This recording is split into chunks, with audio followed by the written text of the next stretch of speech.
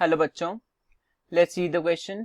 So the question says which of the following statements are correct about meiosis. Meiosis के बारे में कौन से स्टेटमेंट्स करेक्ट हैं? First, meiosis involves pairing of homologous chromosomes and recombination between them. Second, two diploid cells are formed at the end of meiosis 2. Third, meiosis involves two sequential cycles of nuclear and cell division called meiosis 1 and meiosis 2, but only a single cycle of DNA replication. Or fourth, meiosis 2 is initiated after the parental chromosome replication, which produces identical sister chromatids at the S phase. So to know about this question, हमें जो key concept पता होना चाहिए, that is about the events of meiosis. That is events of meiosis. meiosis में क्या क्या events होते हैं हमें पता होना चाहिए, तभी इस क्वेश्चन को हम सॉल्व कर पाएंगे.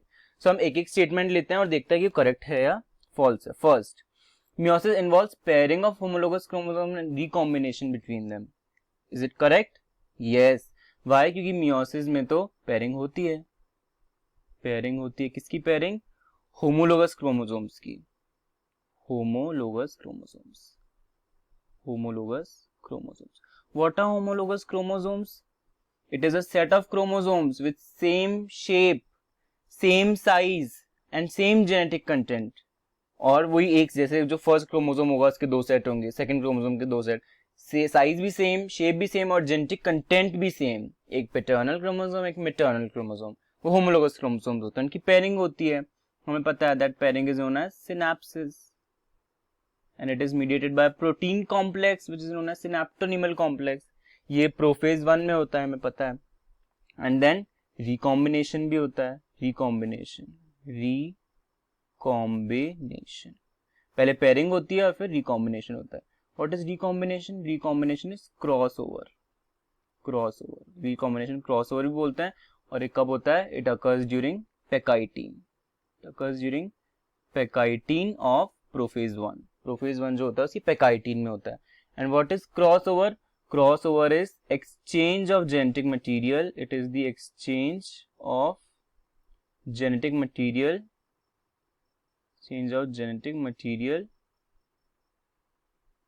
Between non-sister chromatids of homologous chromosomes. non-sister chromatids के बीच में एक्सचेंज होता है, that is known as crossover. Non sister chromatids किसके हैं? Non sister chromatids of homologous chromosomes. Non sister chromatids of homologous chromosomes.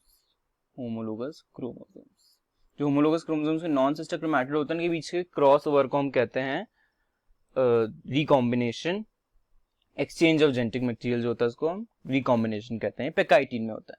So first statement तो true है. First statement is true. ये तो हमारा स्टेटमेंट सही है. Okay, let's see second statement. Second statement क्या कहता है हमको? Second statement says that two diploid cells are formed at end of meiosis 2. Is it correct? Let's see. एक डिप्लॉइड सेल है, इसका कंटेंट है 2n. उसमें मियोसिस चालू हुआ. ओके, मियोसिस चालू हुआ. इसमें हुआ मियोसिस 1. हमें पता है मियोसिस 1 तो रिडक्शनल डिवीजन है. ये दो नए सेल डॉटर सेल्स बनाएगा, दो डॉटर सेल्स बनाएगा.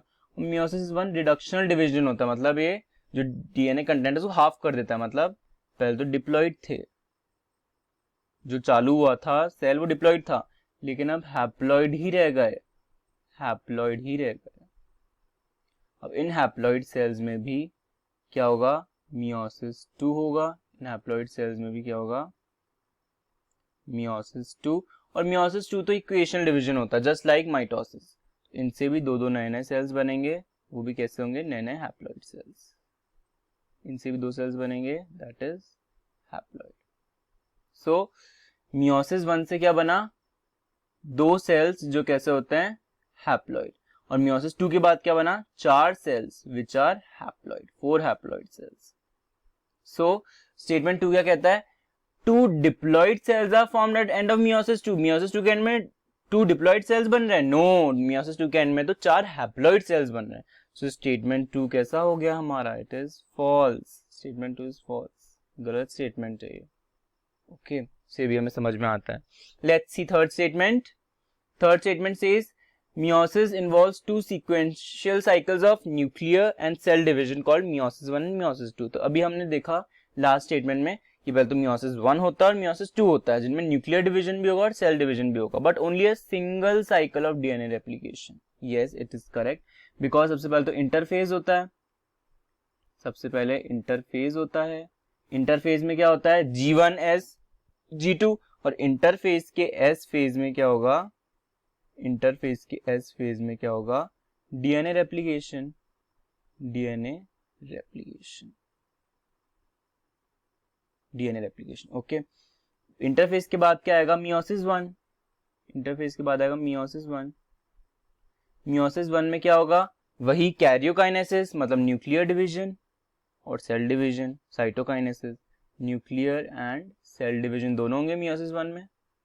और मियोसिस 1 के एंड में हमने देखा क्या बनते हैं, दो हैप्लॉइड सेल्स. दो हैप्लॉइड सेल्स. ओके, मियोसिस 1 के बाद क्या आएगा, एक phase which is known as interkinesis. Interkinesis.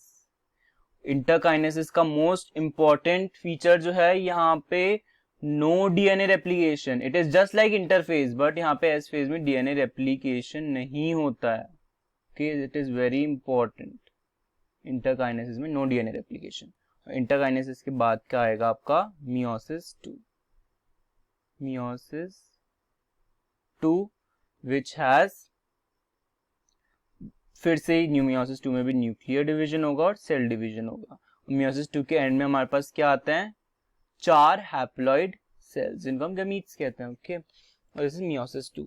तो हमें क्या देखने को मिल रहा है कि 2 बार तो न्यूक्लियर और सेल डिवीजन हो रहा है which is meiosis 1 meiosis 2, but DNA replication only once, एक बार ही हो रहा है before meiosis 1 in interphase. Okay, so third statement is true. Third statement जो है मुझे ट्रू लग रहा है, it is true. Okay, now let's see fourth statement. What does fourth statement says, that meiosis 2 is initiated after the parental chromosomes replicate which produces identical sister chromatids at S phase. क्या meiosis 2 के पहले chromosomal या DNA replication हो रहा था? Let's see. पहले तो interphase आ रहा था, हमने अभी लास्ट स्टेटमेंट में देखा, पहले इंटरफेज आ रहा था जब पे डीएनए रेप्लिकेशन हो रहा था. इसके बाद इंटरफेज के बाद क्या आ रहा था, मियोसिस 1. मियोसिस 1. मियोसिस 1 के बाद इंपॉर्टेंट फेज क्या थी, इंटरकाइनेसिस. इंटरकाइनेसिस. इंटरकाइनेसिस. यहां पे DNA replication does not occur. DNA replication does not occur. ये इसकी इंपॉर्टेंट फीचर है इंटरकाइनेसिस की, कि डीएनए रेप्लिकेशन नहीं होता है यहाँ पे. Okay, it is important. और इंटरकाइनेसिस के बाद हमारा क्या आ रहा था, मियोसिस 2. तो क्या मियोसिस 2 के पहले डीएनए रेप्लिकेशन हो रहा है? नो. डीएनए रेप्लिकेशन किसके पहले हो रहा है, मियोसिस 1 के पहले हो रहा है. डीएनए रेप्लिकेशन इंटरफेज में, डीएनए रेप्लिकेशन मियोसिस 1 के पहले होगा, मियोसिस 2 के पहले नहीं होगा. तो this statement is wrong. Meiosis 2 initiated after parental chromosome replication. No, meiosis 2 के पहले रेप्लिकेशन नहीं होता है. So statement fourth is false. तो हमसे पूछा है करेक्ट स्टेटमेंट कौन से हैं, तो हमने देखे थे करेक्ट कौन से हैं. Statement 1 is correct and statement 3 is correct. So 1 and 3 are correct. So option A is the correct answer. So I hope your concept is clear. Best of luck. Thank you.